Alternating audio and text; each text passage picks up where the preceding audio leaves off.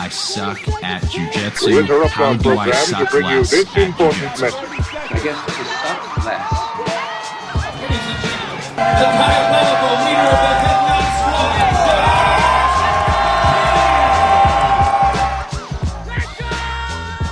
I don't know if it was the best idea to have me on if you didn't want to get canceled. Well, maybe I did it subconsciously. Maybe. Are we going, Bryce? I'm sick of success. All right. Hold on. Oh, sorry. I gotta get the mic. That's right. All right. I'm ready. All right, ready? All right, sweet. Justin, good to have you on again. Always. You know, a lot of people loved the all the WWE talk and the variety that we went with on the last one. We went through our story coming up in jiu-jitsu. And so I kind of wanted to go back to that a little bit. But recently, when we had talked about this, I did an episode with Bionic Rob, and it was just hot takes. People were mad, right? And the big takes that we had were that, like, anyone born after 9/11 is soft. And I just or even that maybe there are some that aren't soft, but I hadn't met anyone born after 9/11 that I have liked. You know, that I've enjoyed any time being around, okay? And, you know, we affectionately named them the TikTok generation. And so it got me thinking, you know, I have this episode coming out with you. We're going to do an interview. And it got me thinking, you and I, you know, we're coming up in jiu-jitsu together. We're young kids together. We weren't that soft, were we? No. Not at all. Actually, I think that even if we had been as soft as this current generation, it would have been beat out of us. Or bullied out of us. Yeah, and is that what it is? I think that, I don't know, dude. I bully these kids pretty hard. Like, look at Jeff. Like, we beat him to death. But to be fair, he's the worst. That's fair. He's my least favorite from the TikTok generation, You're bro. right. I don't know, man. I think that if we really look at it, we need to bring back good old-fashioned bullying. You know, we don't need to, make it... We don't need to make it like we're really going after them. They're not taking it home with them. Okay. But whenever they come to the gym, They know they're getting bullied? yeah, they know what's up. I feel like I never got away from that. I don't think I did either. I think it's more we need to spread the culture. And so what would you say, what is like modern day bullying versus 2000, and I guess to put a date on it for us, probably 2012, 2013 bullying when you're a teenager? I think if you look at how I personally was bullied at the hit squad, I was called McLovin.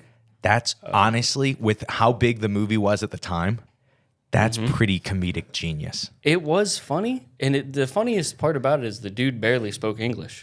So whenever he told me, he was like, "Is it McLovin?"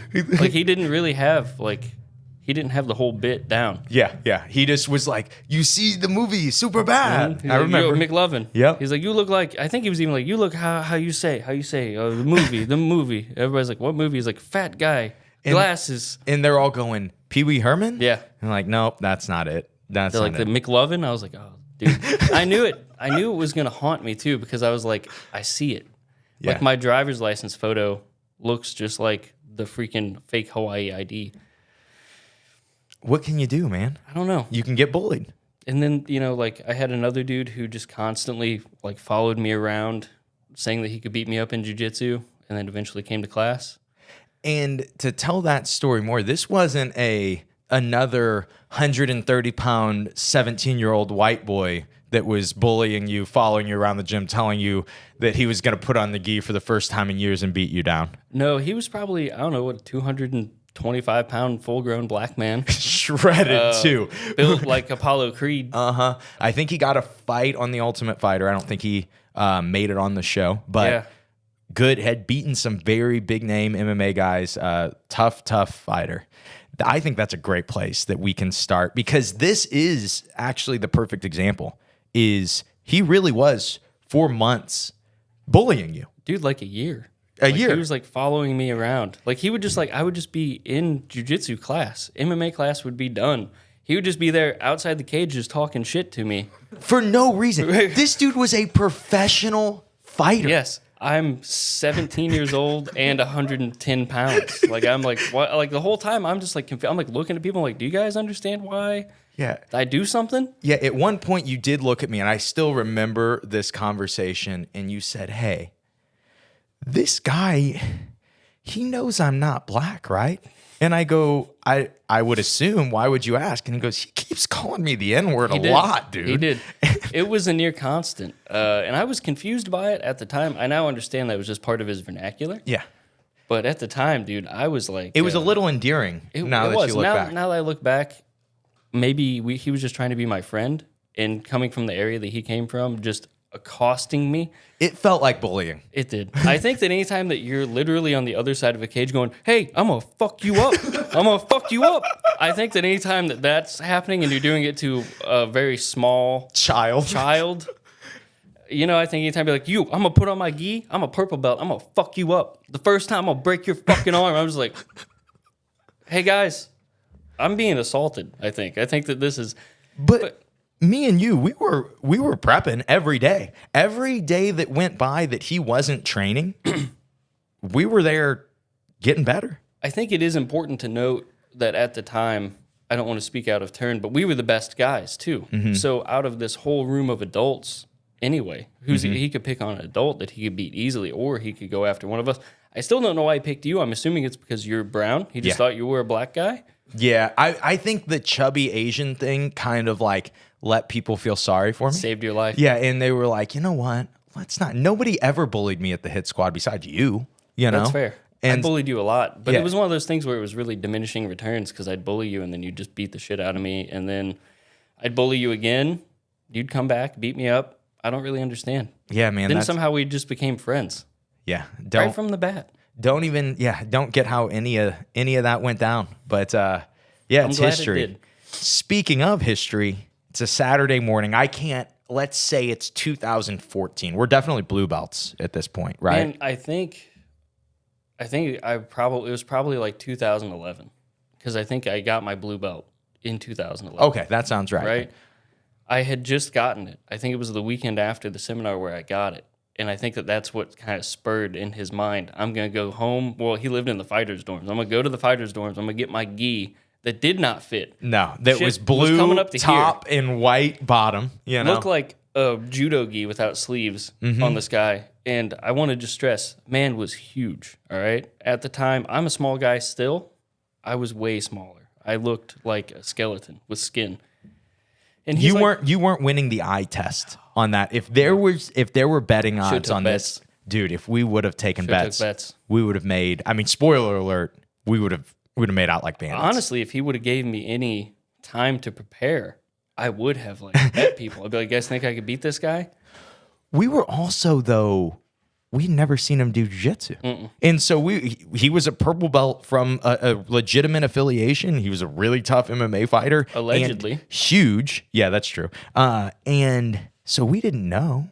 No, I had no idea. I had seen him train, do MMA, but it was just him just getting wrestled to the ground. And there weren't a lot of good jiu-jitsu guys that were the pro fighters then anyway. And so we there were still some question marks. You know, I'm betting on you, but I'm always voting with my heart anyway. And so it probably was a bad bet. I could feel in the room that everybody thought I was going to die because it felt somber like a funeral.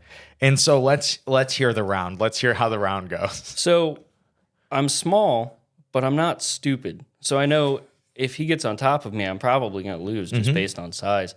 So I say, hey, if you're so good, and you're a lot bigger than I am, and you're going to beat my ass, let me start on your back. I almost think he offered it, didn't he? Did he? I thought he said something to you like, you could literally start anywhere. That might be right. And maybe you were I'm just trying to make it more grandiose. You were like, wait a second, did he just say anywhere? And I was like, dude, he just said anywhere. You're right. He just said anywhere right now.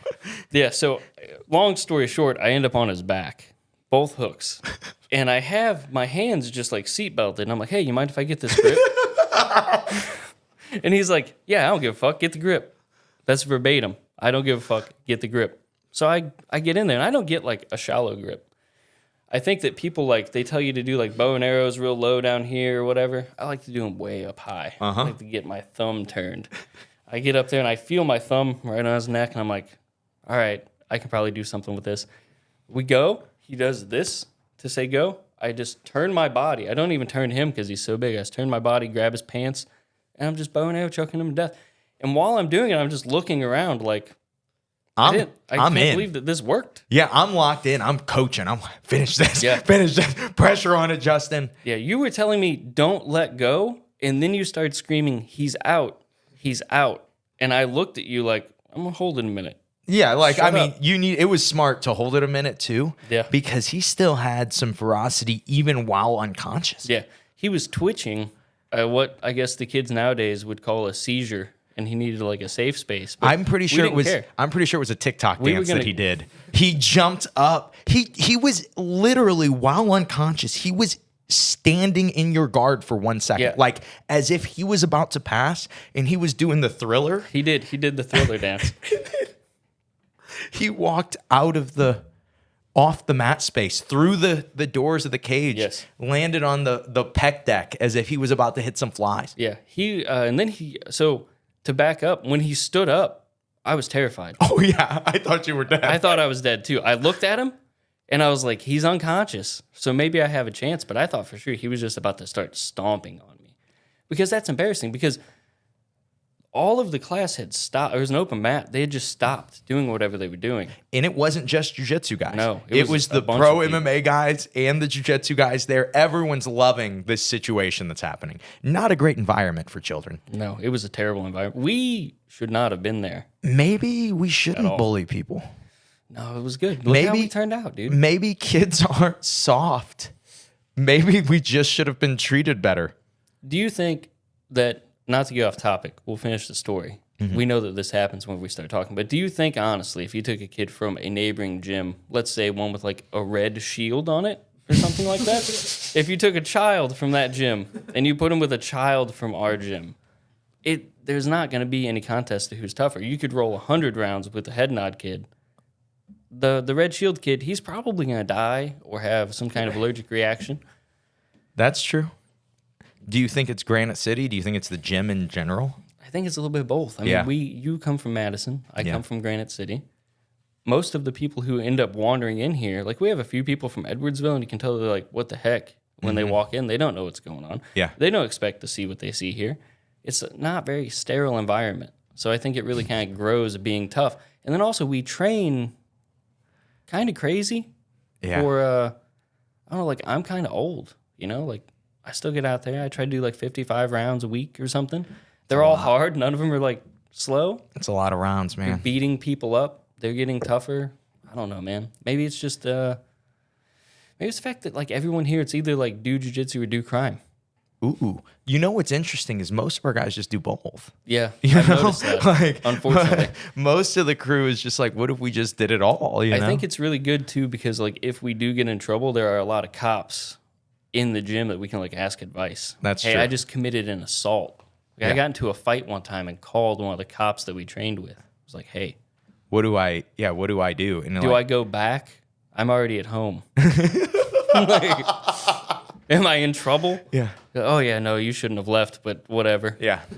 Didn't somebody try to assault you? Yeah, Wasn't they did. that was a wild one too? Yeah, we can tell that one after. I've told that one a bunch. We can finish the Cortez a lot story. of good teenager stories for you where you were just in very dangerous situations. What are you gonna do, man? As we go back, I'm starting to realize that maybe a lot of this stuff was a bad idea. But are we tough? Not enough. Are you gonna mentally break in a match? No. Me no. either. You know why? Because I got bullied by a gigantic MMA fighter who I choked unconscious. Going back, man woke up, died. Afterwards, he asked me to get a photo, said he was going to post it on Facebook. Never did. Never posted it. And now he runs a barbecue chain or something. Yeah, I think and dispensaries. But You got to, man, he made the right choice there. yeah, I'm the loser in this story. Yeah, he's definitely doing better than both of us, buddy. No doubt about it. But And he's a criminal.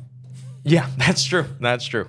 But him getting choked unconscious and literally it was a year of bullying you, and we're joking about it. He was kind of being a jerk, you know. Yeah, And I think looking back on it, it's a lot easier to look back knowing how the outcome was. But like, if he would have just beat me up that day, yeah, we would have hated this guy. I would have been like, dude, I know where this guy lives. Like I know I read in a book how to make napalm. Like I feel like if we mix some Tide and gasoline, splash it on him, you run up and light it.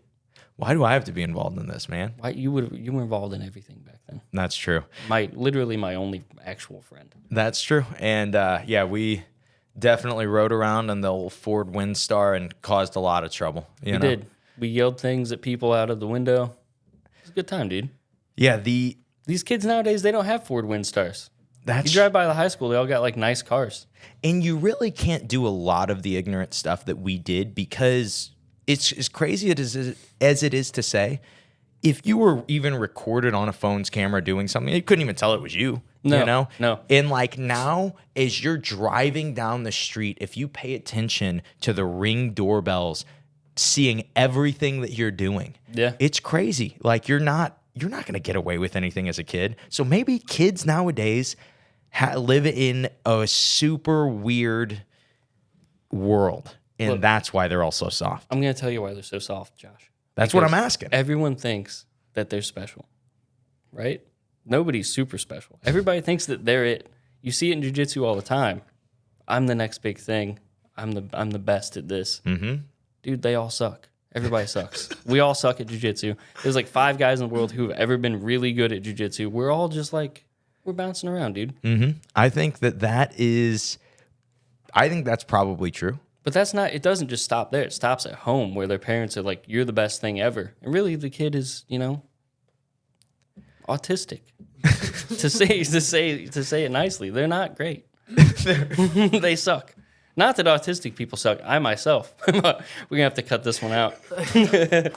I myself am probably autistic, but I'm just saying, dude, like kids nowadays suck. Like, I don't know, dude, like vaccines, I don't know. Kichler, who's the most overrated jiu-jitsu guy out there? Man, I don't know. I want to say, like, actually overrated. Like, I don't think that they're as good as everyone thinks. Yes. Probably Levi.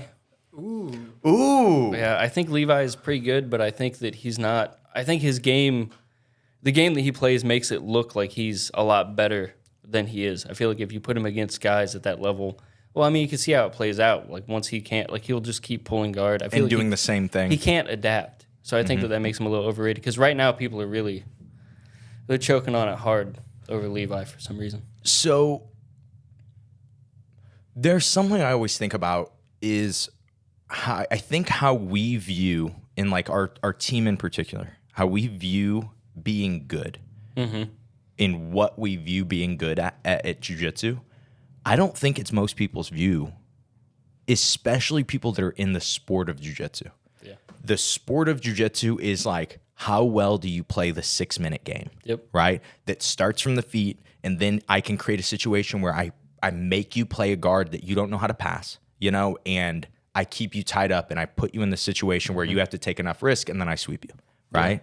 Yeah. And to a lot of people, they'll go, that is the best at jiu-jitsu. And I think if you ask all of our guys, I think most people would agree that we just consider being the best at jiu-jitsu is like the most well-rounded. Can I be in the good and the bad spot in every position in jiu-jitsu with this guy and beat him? Yeah. That's how I'm always thinking of, like, that means that I'm better than this person at jiu-jitsu. Yeah. I think that that's really important to say because we are kind of, I don't know, everything in jiu-jitsu is a cycle. Super cyclical thing. We're kind of coming into we went through the era of leg locks coming back into being, the best thing to do ever. So everyone's pulling guard. So if you're really good at leg locks, that guy's really good at jiu-jitsu. Yeah. But can they pass guard at all? No. And even if there is a transition for most of these guys that goes from leg lock to they end up on top and they get points, and then they just need to stay on top. Yeah. Like the inability to do that, the inability to hold dominant position is crazy to me. I think that we noticed that more because we came up in an era where, like, you were good at one thing. Like, I only played guard until I was a blue belt. There were several tournaments where I got on top and literally was just like, all right, I'm going to fall back. I'm going to go ahead and get on top of him. You don't know. And that wasn't an uncommon... No. that wasn't That was really a game plan for some guys. But I would say the generation right before us in jiu-jitsu was really big on that, on well-roundedness. Yeah. On, oh no, you have to wrestle, and then you have to be able to play on top, and you have to be able to play on your back. And that was because jiu-jitsu was built for MMA. Exactly. And That's what I'm saying. It's a cycle. It all comes back. Now everybody's worried about being well-rounded because of stuff like ADCC, or if you're going to go into MMA. And really self-defense, if you look at the original thing, like, I'm not going to sit down in the middle of a fight. No. I'm not going to let this dude just kick me in the face. I'm going to grab him, do the worst leg trip you've ever seen, and land on top. Speaking of, I hope. didn't that similar situation happen to you? It did. It did happen to me. I've only heard this story like one time. Really, I've told it like 20. But it was right. You told me the day it happened. That's true. You came in. And so I got the story with the fear of, a crackhead tried to murder me. That's true. And that fear, It was you can't buy that fear anywhere, Like, yeah. There's some details about the story that, like, as I've told it, they become less shocking to me. And every time I tell it, I see the person in the face. They're like, wait a minute, what? So, I don't know. It's pretty interesting. So, I was I think it was a first or second year senior. I think I'd had my second senior year. the super senior. Yeah, I was a super senior. I was a super duper senior when I graduated. Yeah, at Granite City High School. That's a regular thing. Yeah, you normal. need to, usually you get to keep your football players till about 21 years old, Or your wrestlers. Your wrestlers too. They're like, you're going up against the Granite City wrestling team. The dude's like 26. Yeah. He's got Is tattoos. that the coach? Yeah. Like, who's that guy? No, he's a freshman, bro. He's getting lateral dropped onto your head. So I had to walk to my final. So I walked to the high school. I don't live super far away from the high school at the time. I'm walking home. It's raining. So I have my head down, walking.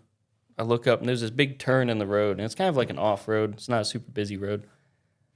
Big turn in it. So I can't see all the way around it. And it's like raining enough to where it's like foggy. Like the street's hot. So like steam. I see this dude walking towards me, but he's on the other side of the road. And I'm like, okay, that's weird. And like in Granite City, typically, if you're walking down the road and someone else is walking on the opposite side of the road, you're going to stay that way. Yeah. If they cross it, probably going to get robbed. Or worse. Or worse. What the kids nowadays call SA. So I see him, and I'm like, well, I hope this guy doesn't cross over. I hope he doesn't cross over to my side of the street. And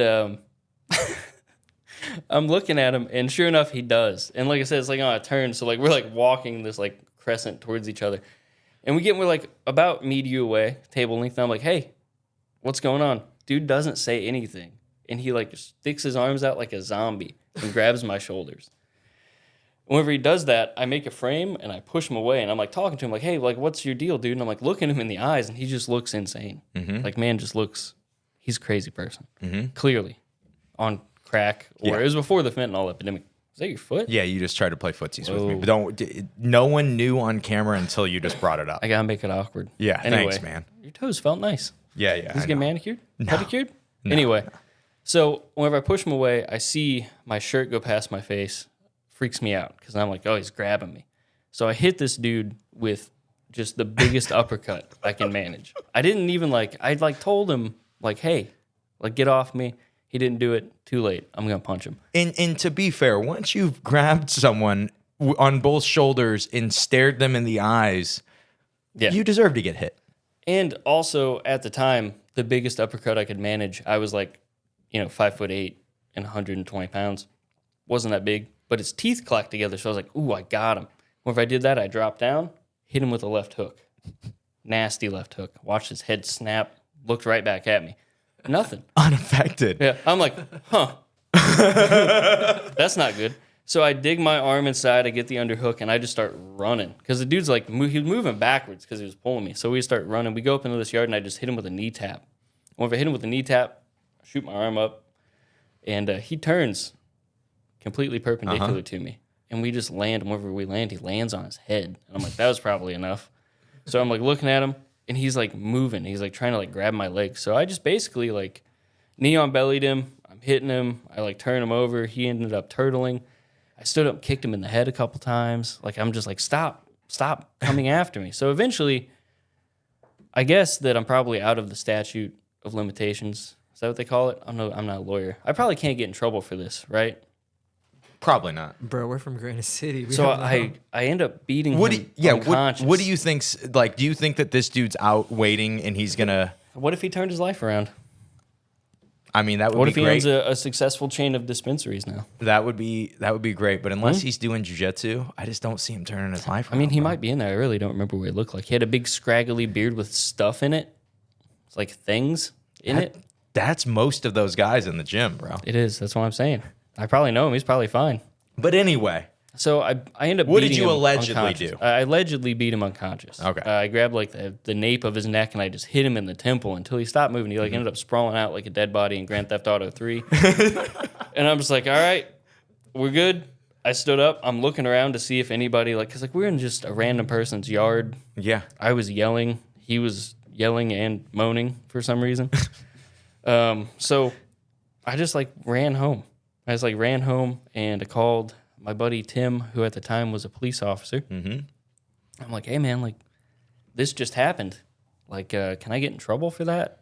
And he basically tells me yes, I could get in a lot of trouble for that, but not to worry about it because he's probably not going to go to the cops because he was probably a criminal. And I was like, all right, cool, I ended up telling some other people. That night I come into the gym and I tell Kyle, and at the end of class, Kyle tells me to tell the story. And I tell it there, and that's where I told it with the fervor of almost being raped or robbed by, That guy. a degenerate. A degenerate. A typical Granite Cityan. The normal person walking down the sidewalk. Yeah, back then they didn't have backpacks as much. Now whenever you see them, they always have a backpack. Yeah. This guy didn't have. He was wearing a bowling jacket, like those silk jackets. It said Golden Knights on the back or something, Dang, bro. Yeah, he had the drip. What a cool guy. He I was wish neat we dude. could get him on the show. I would like to find him. Yeah. I feel like I'm probably related to him somewhere down the line. Man, you have, while we're even going through this story, I'm sitting here thinking, dude, you had the wildest, every single night, something crazy was going on because a few months later, you were like, yeah, dude, I was at work today and some guys broke in with guns and robbed us all at gunpoint. Yeah, I'm and glad I was my like, life isn't oh, like that now. You were like, it wasn't a big deal. I was just sweeping. And then I'm seeing the security footage and the dude's got guns in his face. You're like, oh, all right, man. Just take whatever you want. Chill out. Yeah, I'm dude, what am I going to do? Fight this guy? Yeah, so I worked at a convenience store. My aunt and uncle owned it. And if it wasn't I don't know, man, there were a bunch of crazy things that happened in that time. And basically, that was the only night that I didn't train. So I didn't have a social life, I guess they call it. So Yeah. I just basically train and I go do work. I worked on Saturdays and Wednesdays. So I just go in there and I would be in a convenience store in Granite City, one that doesn't sell gas, which is very important to note because those are the kind that, and it's right behind some really sketchy apartments. Mm-hmm. So basically every night there'd just be homeless people coming in. You'd have to be hey man, do whatever you gotta do, but you can't just be hanging out in the store trying to sleep in the cooler. You gotta go do something else. Or it would be men dressed like women. 2 of them came in one time and got into a fist fight in the middle of the store that I had to break up. And I'm like, hey, you guys can fight. I want to watch it, honestly. So let's go outside. So I'm just outside, standing there yep. People are pulling up. They're hey, store open? I'm like, yeah, dude, store's open. Go inside. Don't. You want to watch this? We got $10 on the redhead. I like that. I got $10 yeah. on ginger. So eventually it ends up it was one of those things where I was basically counting down the days to an armed robbery. Mm-hmm. And one night it happened, man. I was just standing there. I was sweeping. My aunt, she's Korean. And I don't know if you guys know anything about Korean people, but whenever they come to America, yeah, they look similar. Yeah. They got a similar look. A lot of people think I'm Korean. Yeah, I don't really. Yeah, maybe. I'm not sure. Is your last name Park? No. So anyway, whenever they come to America, they have this gigantic sense of pride. You're not gonna if you touch their car, they're gonna shoot you to death. You know what I mean? They work for everything that they had. Mm-hmm. So obviously she loves the store. No one's taking anything from the store. So we're just working. I'm sweeping. I look up. She's behind the counter. 4 dudes run in with guns. I was like, yep, this is it. And we had like a contingency plan because I didn't have a gun. Illinois didn't have legal concealed carry at the time. So I was going to run next door and tell the people next door at the ice cream place, like, hey, we're getting robbed, call the cops, which is like the biggest pussy energy thing I've ever think. Like, really, like looking back on it, like, what was that? You know what I mean? Yeah, that's like, a weird. now. That's a Let weird. me go down a hail contingency. of bullets. You know? Mm-hmm. What if they're like, no, get in line? Yeah, they're like, whoa, dude, like you're cutting. Yeah. We don't care. So I gotta go make the ice cream man can help me from being robbed. So I go do that, and there's a mop bucket in the way, and I just kind of kick the mop bucket, and it makes this big loud noise. And this dude, like I look over, and this dude is like coming right at me. He's got a gun. He's like, hey man, what are you doing back here? I was like, just working. Just at my job, Just bro. hanging out, man. What are you doing? Yeah, I'm doing what you're doing. I'm working, I'm bro. just working, man. So he's like, give me your wallet. I was like, I don't have my wallet on me. I'm just at work. I'm like at work. I'm like a kid too. I'm like 17. Like I don't even have a driver's license at the time, I don't think. So like I'm getting dropped off at this job by my parents. What do I have a wallet for, dude? So I'm like, hey man, just calm down. You know, don't point the gun at me. I don't like that. I got some Mountain Dew back here. You can have that. Like, I don't really have anything to give you. Yeah. There's money up there. Like, go up there with your buddies. So he starts hitting me with the gun. Like, he's like grabs me. He's like, thump, thump. And the whole time I'm just like looking at it. I'm just like, hey, like, this is cool. Like, I'm cool. But like, can you take your finger off the trigger? Because like, you're going to have like a negligent discharge into my brain. I don't want that. So he did, you know, like he like was like, oh, okay. Yeah, Bam, sorry. bam, bam. That makes sense. Yeah. So we go back up front, and there's just chaos, dude. Like, there's just, like, stuff floating in the air, like papers. Like, it looks like a bomb went off. My aunt is gone. Everybody but me and this dude are gone.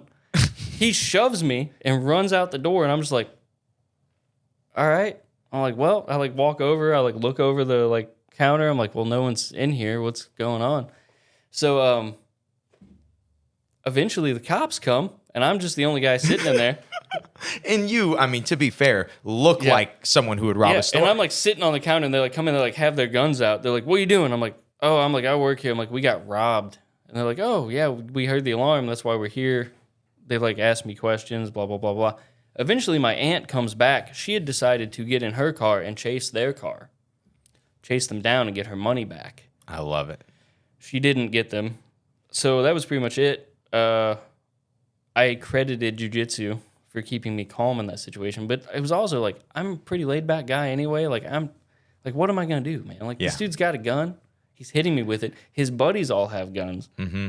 Whenever he took me up front, I'm like, he's probably not going to take me up here and shoot me in front of a bunch of cameras. Yeah. But that's one of my more wild stories. I'm like really, I don't know, man. I'm a pretty chill guy. You know, I'm not out here just like knocking dudes out in like the bank parking lot whenever they tailgate me too hard. Yeah. That wouldn't be good to I do. would never do that. That would definitely be illegal, you know, to do. This episode is brought to you by BJJ Mental Models Premium. If you are looking for the place to get premium podcasts with the best athletes in the world, the best coaches in the world, where they take deep dives into specific parts of their jiu-jitsu, look no further than BJJ Mental Models Premium. When I go through and look at some of these different deep dives that you can get into with access to BJJ Mental Models Premium, you can check out Competition Strategy featuring one of the best competitors in the world, Brianna St. Marie. You can look at Submission as Position featuring Rob Bernacki, who is constantly referred to on most jiu-jitsu podcasts as one of the most insightful coaches in jiu-jitsu, one of the best at simplifying things. You can look up Guard Retention featuring John Thomas from episode 100 of the I Suck at Jiu-Jitsu show. You can check out Rhythm Training with Margot Cicerelli. There are so many defensive positions featuring Preet Mickelson. I thought I saw Charles Harriott in the picture, and I thought it was going to be featuring Charles Harriott, but featuring Preet Mickelson, even more exciting. Oh my gosh. Sorry, Charles. But those are just some of the premium podcasts when you sign up for BJJ Mental Models Premium. And you can get access to your first month of premium for half price with promo code Josh. You can go to the link in the description of this episode and use promo code Josh to sign up for BJJ Mental Models Premium at half price. Let's get back to the episode. So here's a great story that it doesn't involve any of us. Let's not use his name because who knows about statutes of limitations. But speaking of the ice cream store next door, do you remember getting text messages like, hey, guys, I need you here. I need you here right now. These guys are coming to fight me. Yes. And we were like, oh, no, we're at jiu-jitsu, bro. Like, we're not. And then we get a text like, I just knocked this dude out. Yeah, I remember actually posting about it on Facebook using the guy who got knocked out's name. Yeah, dude, you could do that back then. And then challenging his friends to come fight me because I'm the ultimate tough guy. Yeah, that was smart. They never did, so I guess it worked out. But we were just really stupid. Maybe kids today have it right. Maybe they should all get, vaccines and autism and we'll all be normal. Maybe, I don't know. That's the key. I would say, so Bryce, listen to this.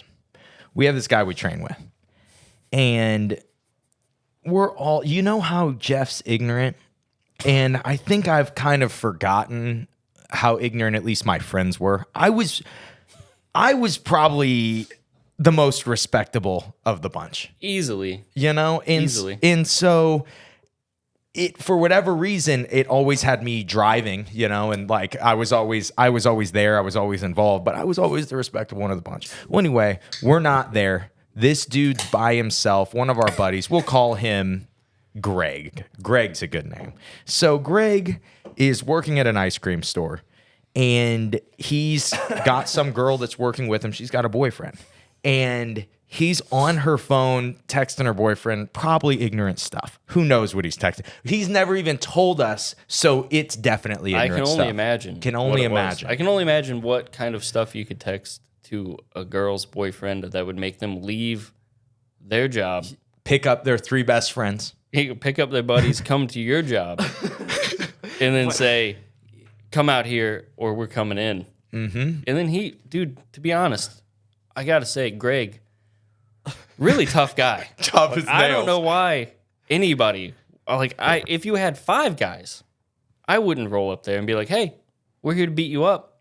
So they deserved it. Mm-hmm. Well, he deserved it. The other guys, they didn't really do anything. So this was the recollection that I had heard, when he had, because the best times to hear these stories is right after they happen, because these dudes would be getting in fights, and then we would show up at the gym, and we would all talk about it. And so he was texting him from her phone? From her phone. Yes. Oh. And so just being a jerk. And then he's like, hey, dude, it's just, I almost said his name, so it's just Greg. And he's like, I'm just joking, and the guy's like, no, I'm coming down there. Yeah. And he's like, okay, come down here.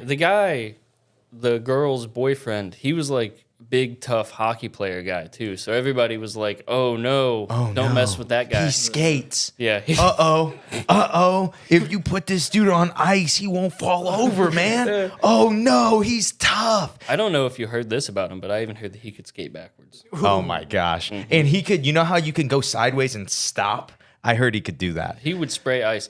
I hear that whenever the fight started, he ran at Greg and he tried to do that, and that's how he was able to. So this is how Greg told us the story. He's like, so yeah, we're talking, and he's like, and he like throws a punch, and I slip it, and I hit him with an overhand right. He's out. All of his boys literally just take a step back. Then he tells us the story again. He's like, okay, I'm gonna be honest with you. When I think about it, he goes, there was a chance that he was like throwing his arms up and shrugging his shoulders. And he was like, why are you being like this, Greg? And he goes, and so I ducked thinking he was throwing a punch. And I came over with just a vicious overhand right and knocked him out. And then he says to me, and guess what? I was still on the clock. I made 13 cents. That was my first professional fight ever. So I have some more insight into this. I can't wait to hear it. Since I, at the time, was Greg's best friend. Yeah. Right after it happened, he texted me, and he's like, hey, man, like, I think that the cops are going to be looking for me, which they were, probably, So I went and I got him, and we hung out.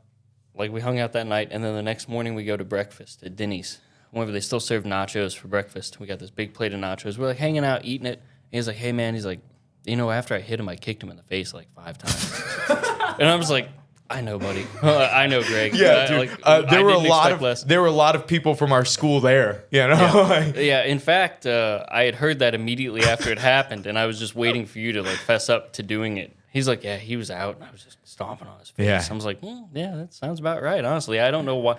Really, it's on them. You know, I'm not gonna go poke a tiger in the face. Like this man, this boy at the time clearly had some. He had some unbridled rage, and he unleashed it on that poor fella. What a crazy crew that we had back then. Man, and honestly, our role models were insane people. They were insane people. You know, the very first time that I ever walked into the hit squad, you remember Charlie Brenneman? Yeah. I walk into the hit squad. Wasn't he on The Real World? Dude, I don't know. He was on some MTV show. Was he on there with Theo Vaughn? We should get them back together. That would be interesting. I don't really know. I know he was on something. He was a strange dude. Yeah. This was before he had the big... I didn't know him very well at all. It was way before he was in the UFC. I think at the time he was just coming to do camps at the hit squad. Mm-hmm. But he was teaching the Wednesday night class.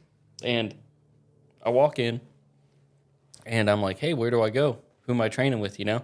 I'm like, I don't know what's going on. Mm-hmm. Like, I think it was my trial class. And he's like, hey, man. He's like, over here. So I walk over. He's like, hey, Charlie, nice to meet you. I'm like, nice to meet you too. He's like, you got a girlfriend? I'm like, no. He's like, what are you, gay? I was like, no. And he's like, right on. And then we just, like, he's like, oh my God. I'm like, all right. I'm like, well, this is the kind of place this is. Yeah, so this is where we're at today. I'm like, I guess this is interesting. So I'm out there shadow boxing, and he like comes up. He's like, no, dude, you gotta punch up whenever you shadow box. I'm like, punch up. He's like, yeah, because whenever you get tired, your hands will drop. I'm like, all right. And he's like girls' panties when I'm around. And then he just walks off. I was like, my God. I'm like, huh. I'm like, I'm not certain. I'm not certain I'm gonna fit in here, but we wrote it out. Bro, this was 2008. You couldn't say that stuff then. No, you could say worse.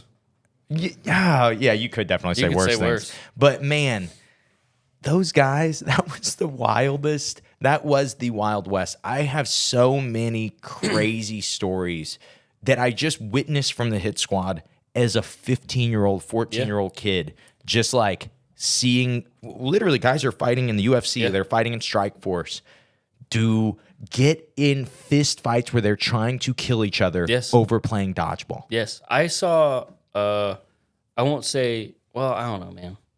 I guess I shouldn't say his name. I don't know. Maybe if you just disguise, I know who you're about to say. I'm pretty confident. I feel like maybe you shouldn't. Because what if he beat us up? I don't know. I feel like we're not. We have so many good stories that we're keeping people's names out of. I don't know if you even know this story. That's what I'm saying. Oh, well, really? There's 2 that I'm thinking of. Okay, give me the story first. Give me the story first, and then I'll tell you if I can. Okay.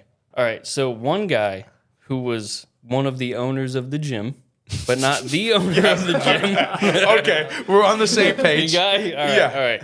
So that wasn't hard for me. I'm just making sure. That was the only way that I could really get it out there without saying, like, you know, his name. Because he would for sure kill me. Oh, yeah. Like, I could not. I don't even want to, Yeah.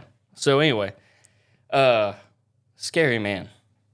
The scariest man I've ever met in person, I think. Mm-hmm. Shares a name with the dude named Greg in real life. He does. So we'll call him Greg, too. Yeah. So, Greg and another coach, Schmark, they're talking. And they're talking about fantasy football. All right? Okay. And now, I got to draw a visual picture for people who haven't been into the hit squad. The boxing ring is a big, long rectangle. The boxing area is on one end of it. The weights go from the middle to the other end of it. I'm standing on the mats in the very middle, watching these 2 guys argue about fantasy football. There's a weight rack that people would pick up, and they'd shadow box with these weights. And there's like a 40-pound weight on there. I don't know who's shadow boxing with a 40-pound weight, but there's one. Greg gets so mad, he picks up that 40-pound weight, and this dude throws it across the gym. There are people working out on the weights. It was one of the rubber ones, but it like sounded like a thunderstorm wherever it landed. Everybody's looking, and he's like, I'm sorry, I didn't mean to do that. I don't know why I would do that over fantasy football, dude. He's like, I'm chill. He's like, anyway, yeah, like you can take the points. I don't care. It's no big deal. And he just walks off like a little kid. And I'm just like, Oh my gosh. Yeah, the feat of strength. Yeah, well, if you knew who he was, it wouldn't be surprising. It wouldn't be surprising, but literally the most gifted athlete that when we were around him when he was old. Yes. Well, he was starting to get old. Yeah. We weren't around him whenever he was in his prime. He was starting to get old, but like think about whenever we were around him, and he may or may not have went on to become the UFC welterweight champion. All right? So like think about that for perspective. The dude went on like a crazy run afterwards, dude. One of the greatest, probably the last time that I actually watched MMA. I really just stopped watching after a while, but like watching him after years. Yeah. All right, spoiler alert. We're talking. It's Robbie Lawler. We're talking about ruthless Robbie Lawler. The ruthless one. That really himself. wasn't that bad of a story. I mean, Also, no, and like I gotta say, other than like the other story I'm gonna tell shows him in a much worse light for a second, but then it gets it has a sweet ending. okay, good. But he honestly like the nicest dude out of the guys who trained there. Totally and agree. Especially the guys who were actually famous. I mean, he was the Strikeforce champion at the time. Dude he's kind of a scary dude. Like you didn't want to walk up to him and just start talking to him because he just wouldn't talk to you. He'd wasn't ignore super you. approachable to most No. people. But if you like caught him on a good day or you were doing something with him, like he was super chill. He always talked to us who were Exactly. irrelevant little kids who were Exactly. hanging out at the gym. But he also ruthlessly bullied one of our little teammates. But it was funny. It was funny, and Yeah. I don't regret him doing that based on how the guy turned out. But I gotta say, like, just the nicest guy, the nicest famous person that I'd ever met, not would agree. named Kevin Randleman.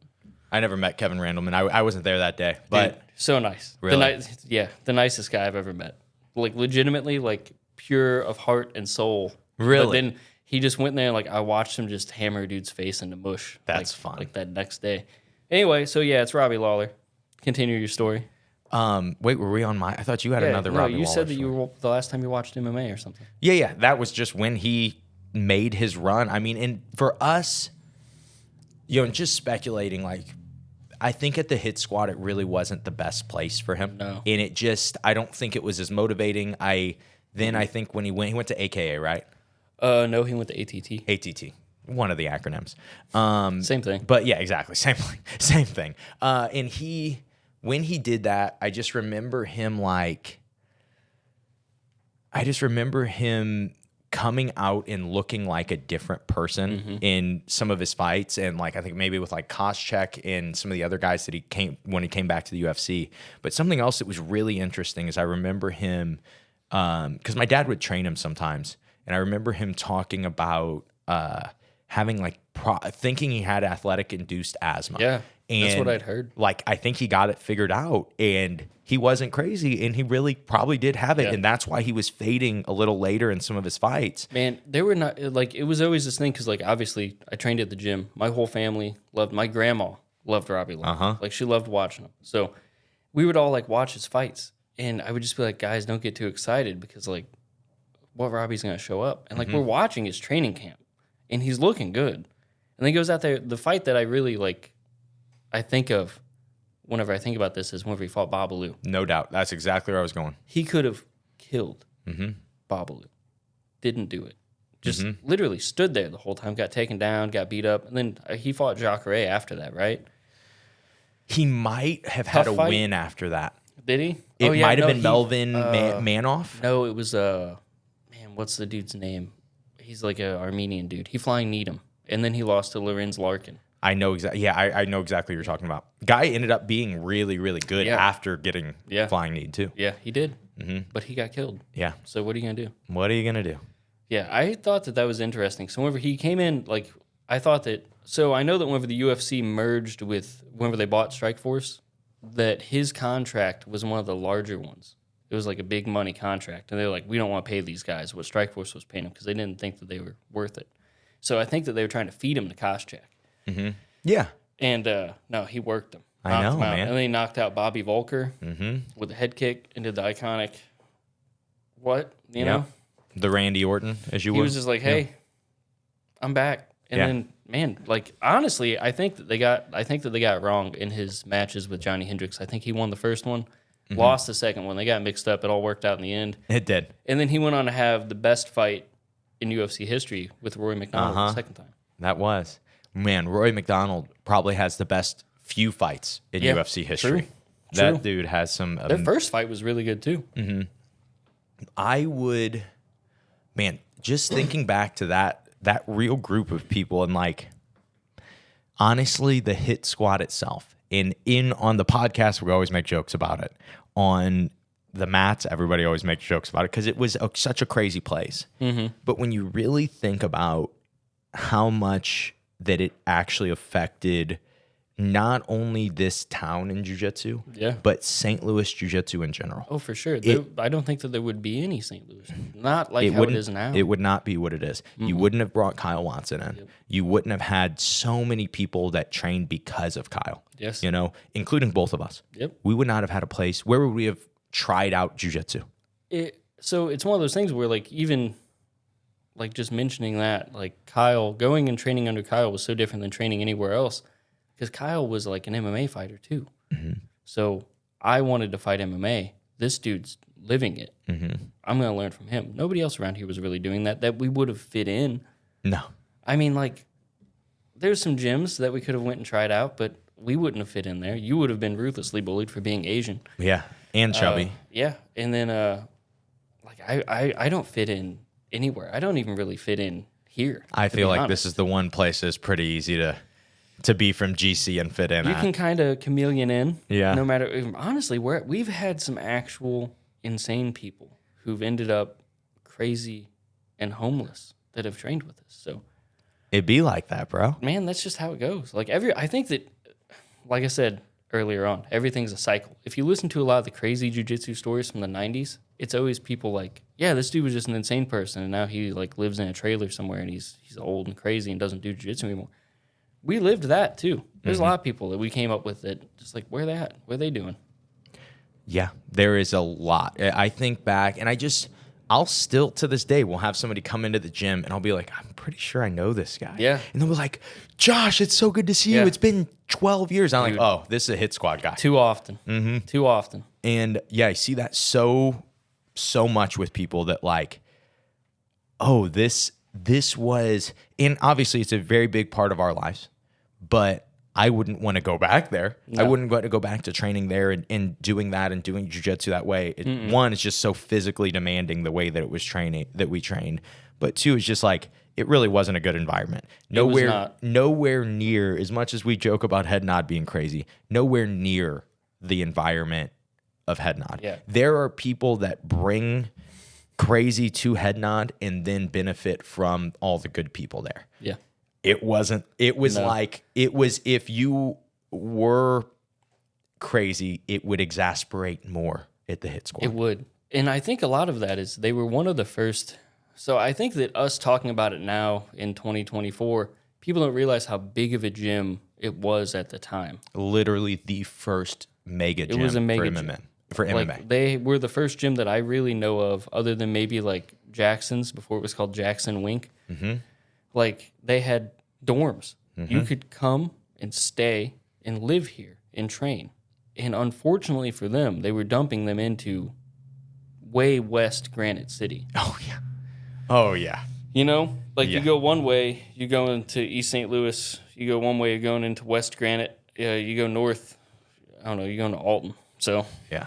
it wasn't the best place. So no you great had a lot of places. people. And, like, I don't know how it is nowadays because I don't hang around a lot of MMA fighters. But back then, you know, they weren't the most stable fellas. You know? Like, they were all a little off. To be fair, young men in general, by average, That's true. are not the most stable people. There's something about a young man who wants to go commit violence sanctioned for money that I think adds a little spice Yeah, to that's the kind of people. And then you put them all in one building. And the building is an old army barracks that is run down. They put not a lot of money into fixing it up. It's got the most like basic kitchen. And then what are they going to do, dude? These guys, they're going to go train hard because they did. I never really saw anybody not training hard. They're going to go train hard and then they're going to go party. And they're either going to party in the dorms or they're going to venture off into hopefully not East St. Louis, hopefully not West Granite, probably St. Louis. But if they're venturing to one of the other spots, they're smoking crack now. They're on meth. You know what I mean? Like, and then they're coming back. They're bringing that back to the gym. And again, that literally happened. Yes. That- so many times. Yes, that kind of stuff. I can tell you a story of a guy who came here from like the middle of nowhere and figured out that crack is better than fighting MMA. Mm-hmm. Like, these are real tales that you can tell. And we were just in that environment. Like, you were what, 14? Yeah. I mean, when I started, but I think we were at the hit squad. I was probably 14 to 18. Yeah. I think That sounds right. I may have been a purple belt. So it might have been right at 18. Yeah. No, I got my purple belt at Kyle's. The first gym? Yep, his Forest that's- Park Avenue place. The sushi place now? Mm-hmm. And so that was where I got my purple belt. So yeah, I was a blue belt. I was 17. Mm-hmm. And, so much fun from those 3 years for a lot of those guys. And I always feel like this is a really interesting thing that I got to observe. If you ever pay attention to any of the guys that you're still friends with on Facebook, if they ever share a photo, all of the guys will comment and be like, those were the times. Those were the best times of my life. I used to see the old general manager was my friend on Facebook. I don't have Facebook now, but like he would post like an old, because he had all the old pictures still. And he'd post them, like everybody would comment on there. Guys that I forgot that we even trained with, like Cody Garbrandt. Like, I'm like, oh yeah, dude, because he was like an actual child. Yeah. He was a little kid, like when we trained. He was like our age. And now he's old. Yeah. And it's like, but we're not, luckily. No, never. Yeah. Well, I also haven't been, I'm not chinny yet, I That's haven't been true. knocked out 15 times. Definitely haven't been knocked out enough. That's Yeah. true. Someday. That whole entire situation, you see guys that it's weird. You just don't recognize that you're living in the best moments of your life while you're in them. You know, it's always about the future. It's always about looking forward and, oh man, well, I could be here or I could be doing that. And so often people just look back 5 years after and go, ooh, I wish I would have enjoyed that more or cherished that more or whatever. For sure.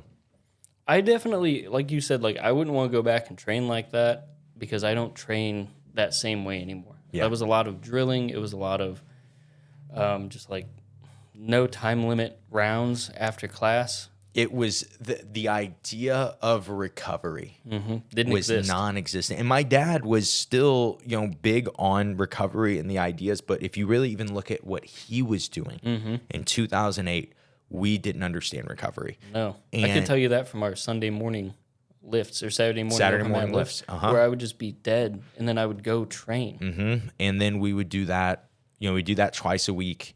And then we would do a ton of, so much jiu-jitsu training. And it was stuff, honestly, repetitive drilling.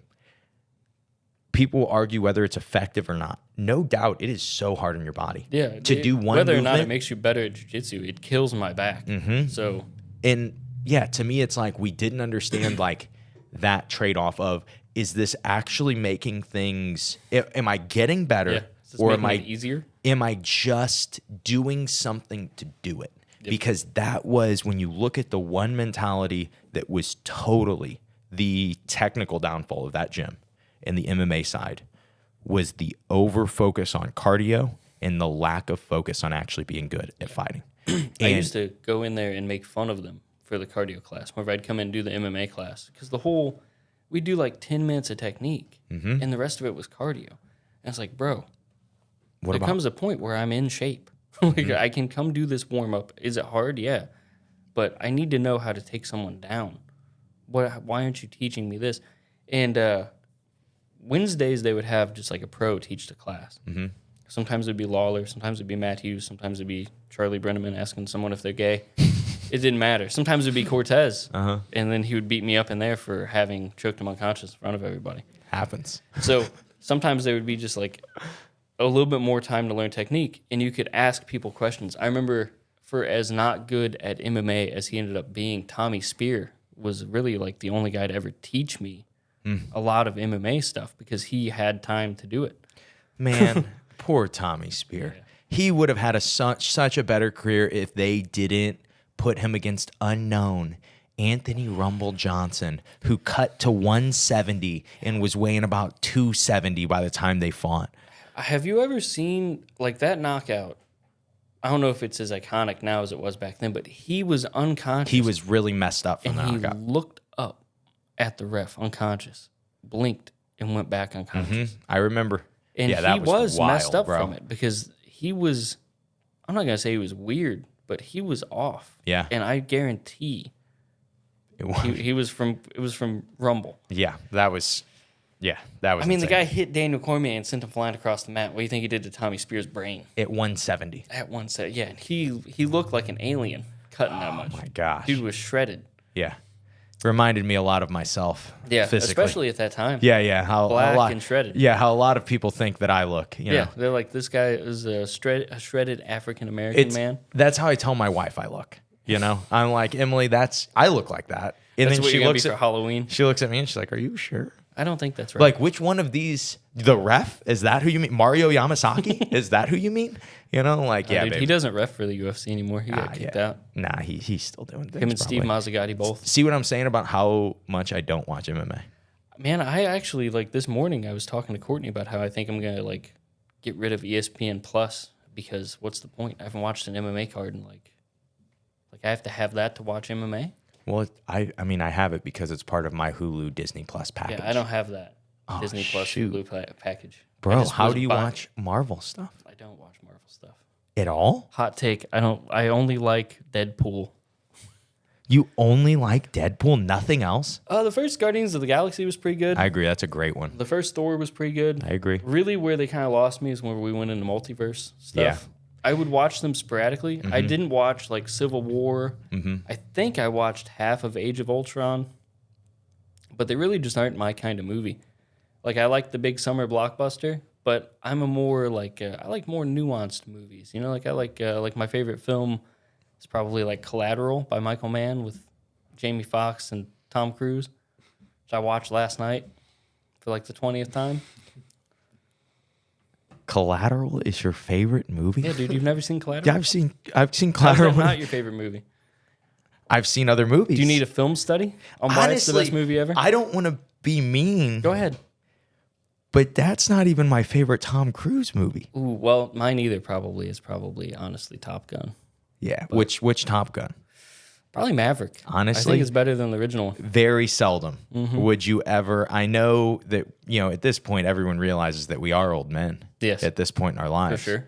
But very seldom. And obviously, Top Gun 1 came out way before we were born. 1986, I think. Yeah. And so we really were blessed with Tom Cruise bringing Top Gun Maverick. You know, Tom Cruise gets a lot of flack for being like a crazy cult member and stuff, but dude's a solid actor.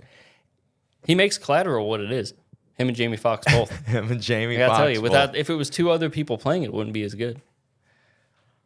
I don't know. I don't know. Is that even my favorite Jamie Foxx movie? No, it's not because Django Unchained is. But Oh, yeah. outside of that, it's a really good movie. What I don't know about, what you isn't like. Jamie Foxx in Due Date? Is he? Oh I yeah, thought he's the buddy. Yeah, dude. He's the That's guy. a great Yeah. movie, man. I haven't seen that movie in a long time. I've been thinking about rewatch. I like when he spits in the dog's face. I like it when he punches the kid in the stomach and then the mom's about to walk in and he goes, "Don't make me thump you again." I don't even remember that part. You know, dude, I'm actually thinking. I'm kind of getting my movies mixed up. No, he spits in the dog's face in Due Date. I'm thinking about because like Jamie, he plays like a criminal or something, right? No, I think he plays like the wife's creepy best friend. All right? So then is it Mike Epps in The Hangover that plays Black, whatever his name is, the main character? Doug, Black Doug. Yes. Mike Epps, is that? Is it Mike Epps? I'm getting that character. And I'm putting Jamie Foxx in that character, which seems racist, but it's not, honestly. I just seen a lot of movies. Yeah, I'm going to be honest with you. At this point, Justin, I think we should go with a finisher question and be done. Bryce, let me ask you something. You've had a hot mic this whole time, and you only chimed in when we probably needed you to just to edit out some crazy stuff that Justin said. Do you have anything else for our boy Justin? I was going to ask you for a bad story about Josh McKinney when you guys were growing up. I 'Cause love that. Everybody thinks of Josh as this high and mighty, holy man, Honestly, and he's perfect. Honestly, Justin ain't gonna have anything, bro. Yeah, there's gotta be something from when you guys. I were- was a lot better of a person when I was a kid. There's nothing that I could say on camera, that's for sure. That is for sure. No, There- even if it's just like what, dude, Josh getting beat down in the gym, just some sort of training story. Dude, it didn't really happen. Like everybody, I've see what been I'm asked saying? that question before. Like I submitted Josh one time whenever we were kids, and he gave it to me. It was like a bit. It was like a joke. Like, can you choke me unconscious? Oh, and he did choke me unconscious. The kid was good, man. He was very hard to deal with. I watched him beat several pro MMA fighters. I watched him beat adults from the time he was a little kid. Honestly, not to simp for Josh McKinney on his own show, just to get an invite back. But I think that, like, I've seen a lot of your stuff where you talk about how you weren't good whenever you were a kid. That's just, it's not true. Dude was literally a phenom. I would say when I talk about that, it's like first, I probably like 9 months. Dude, no, because I started training way before that, and you were beating. When did you start training? I started. My first class was in June or 'Cause July. First couple tournaments, I was not good. Yeah, in they were really comparison to early. the other kids. So I know first tournament was 3 months in, Mm-hmm. right? After that, it's hazy. How I felt like I was competing every week after that. Well, here's my question for you: what did you do in between being bad and getting so good? I have a really specific thing. What and it's, happened? had a training partner that wanted to do 1,000,000 rounds and wasn't very good. And I would submit him hundreds of times. And at first, my first 3 or 4 months, I was a kid and it was only adults. And so defensively, I was working on my defense a lot, right? And all the adults were beginner adults. So there was nobody going, hey, man, let me teach you this. Let me help you with this. I was some people's only win, right? And so I lived that. One, there was the treatment of like the same reason that Jeff is tough. Yeah. Is that so many guys have beat him up for so long, right? And so I was getting very concentrated beatings. Me and Mike Allen, we would go on Saturdays, be the only guys at open mat. I'd be 130 pounds, soft as could be. And this dude would be hip tossing me on my head to crucifix to choking me to death just over and over and over. And so I was definitely getting the beatings. And then when I finally had a training partner I got to practice offense on, and just like continually, like if I wanted to work top, I was passing this guy's guard, but he was going to give me full speed resistance. When I was playing bottom, I was going to submit him, but he was going to give me full speed resistance. Because that was like, for me, my first thing I started to hit consistently was like attacks off my back, whether it's triangle, armbar, or like what, a pendulum sweep. That was my game in jiu-jitsu. And when I started to get to there, I just started getting consistent reps of beating at least one person down. That was when I feel like I started to, because what was interesting, and I think there's this tie-in with like confidence too when you're a kid and you're only going with adults. I would occasionally beat one of the adults and be like, I'm not stupid. Was that legitimate? Was he actually resisting? And then it would happen more and more. In one time, it was before this tournament, and Kyle had me go with one of the guys that was around my size, and I beat him and submitted him. And Kyle pulls me aside and he goes, hey, can I ask you something? I go, yeah. He goes, did you feel like he was trying hard against you there? And I was like, I kind of thought he was. I wasn't sure if he was just being nice. And Kyle goes, I'm pretty sure that he was legitimately trying. You know, I'm a 14-year-old kid at this time. And he was like, I'm pretty sure that he was legitimately trying. And this dude's bigger and stronger than you and an adult. And he's like, that's interesting. And then it started to become this thing of like, hey, Josh, if this guy's going hard, hey, beat up Josh, okay? If this guy's going hard, can you beat him? And that like it started to be the day that I beat Mike after he had been beating me senseless for months. He got my back and crossed his ankles. And I hit him with an ankle lock. And he never beat me again. Why is that logical? It doesn't make sense. That's not a skillful move. That was just, you got caught, you did something dumb. It's not, but I think that it goes back to kind of how we started the podcast with wondering why kids are so soft nowadays, because I don't think that they can adapt like how we had to adapt. Because we were put in such a weird place. We were. I think that that's like the key. I think that there's a special sauce to it, and it's like, you got to deal with a bunch of adversity. What is it? Adversity. Diversity? Yeah, no. Diversity. Adversity? Yeah, diversity means that this podcast, when it's like me and you, there's diversity. Is it? You know? Are you sure? Yeah. When I start to push back on something you say, that's adversity. Oh, okay. I went to high school for 6 years, so I skipped a lot of English classes. Anyway, I think that that's the key, is adversity. You got to get in there, you got to get beat up and not quit. How many people have quit? A bunch of people have quit. I think that we have this weird idea that jiu-jitsu is super duper hard. You're not going to be able to do it. It's super complicated. If you break it down, is it any more complicated than driving a car?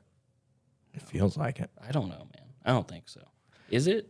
I mean, I guess when you really look at the levels of driving a car If you and had how to write skillful down, you can be. Well, if you had to write down a step-by-step process of driving your car to the gym today.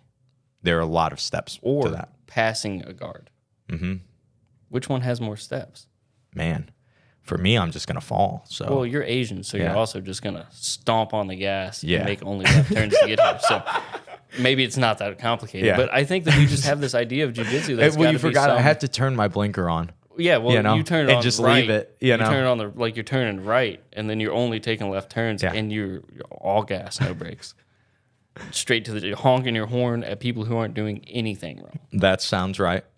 Anyway, I think that we make it harder than it has to be. So I think that a lot of people come in, they have this big complex idea.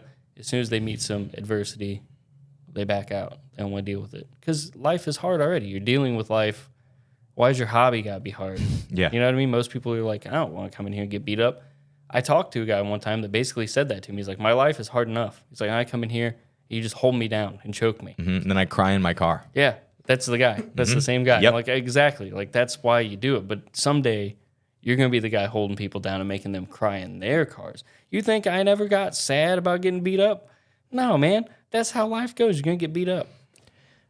A few months ago, Nick Sanders swept me, and Junior yelled something like, if you can't sweep him back, you will not forgive yourself this entire weekend. And I couldn't sweep him back. Yeah. And I didn't forgive myself Yeah. for the entire weekend. Man, there's he still was right. stuff that I've done in tournaments, 12 years ago that I'm like, oh, dude, you're such an idiot. You're so stupid. Yeah, there are a lot of things like that for me that I'm not going to do that again, hopefully.